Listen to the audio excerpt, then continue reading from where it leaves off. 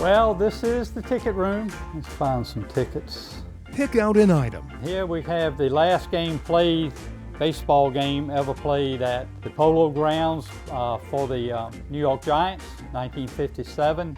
No matter the sport, Football. Yeah, football. no matter the era, Turn of the century, 1890s, early 1900s. Ron Pomfrey Here we have an old Army jersey possesses an encyclopedic mind. from the 40s. The Hanover County man can rattle off the tiniest of details. Beer was 65 cents, that's not bad. Related to the thousands of relics he owns. Baltimore Orioles, Frank Leach's 1954 Yankee, Norm Zalchin's Senators. The 74-year-old started amassing his vast sports collection when he was knee-high. I hold them every day. I enjoy it. It's a lot of fun. From the Fall Classic One of my favorites, the 1919 World Series ticket. to gear on the gridiron. Leather helmets, 1800s, rain cap. For this collector, authenticity is paramount. Oh no, everything in here is game used.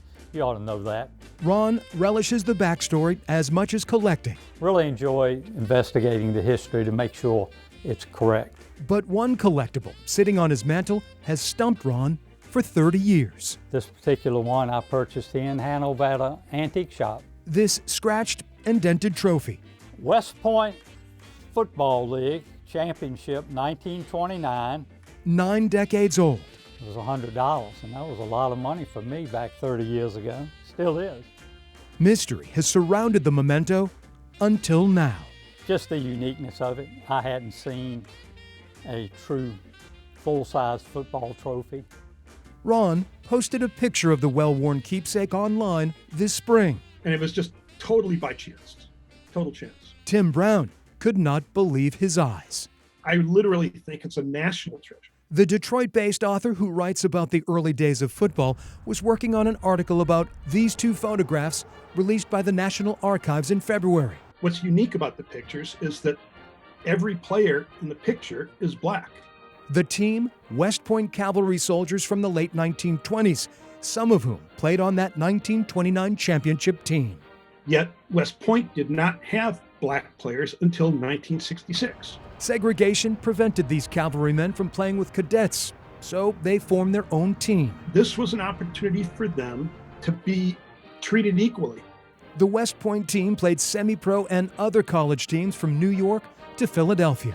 But they quickly became really quite good. Turns out, the Horsemen were a force to be reckoned with. In the late 20s and into the early 30s, according to the newspaper reports, they were undefeated for 3 or 4 years in a row, and they went 3 years without even being scored upon.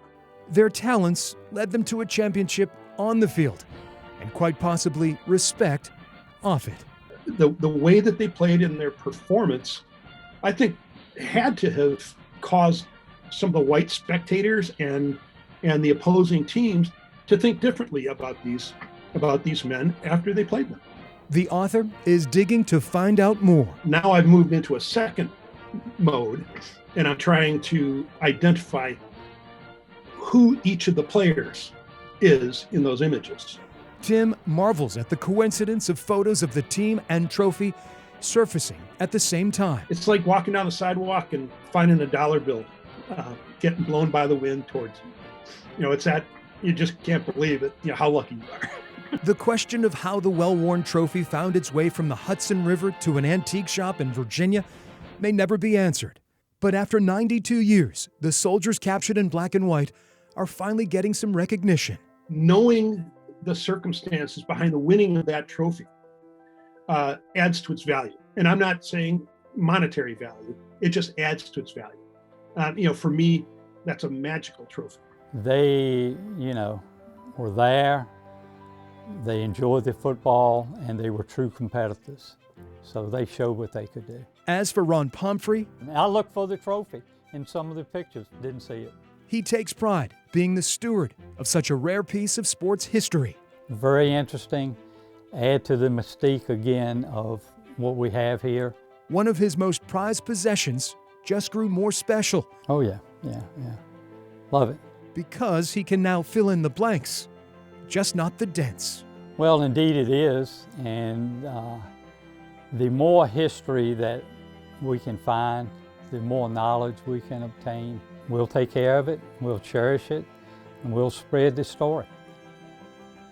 Yes, indeed. In Hanover County, I was very amazed. I'm Greg McQuaid, CBS 6 News.